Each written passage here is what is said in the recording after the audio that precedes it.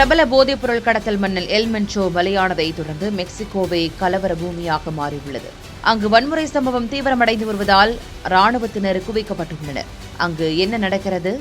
விரிவாக பார்க்கலாம்.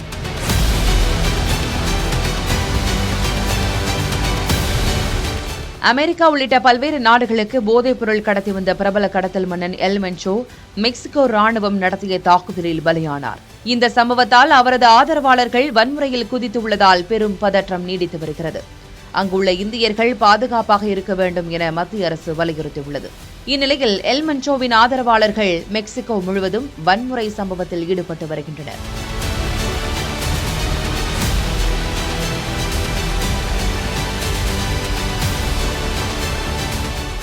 அங்கு ஏற்பட்ட வன்முறை மோதலால் இதுவரை 27 பாதுகாப்பு படை வீரர்கள் உட்பட 74 நபர்கள் பலியானதாக கூறப்படுகிறது. இந்த வன்முறையை பயன்படுத்திக் கொண்ட சிறை கைதிகள் 23 பேர் தப்பிச் சென்றதாகவும் தகவல் வெளியாகியுள்ளது.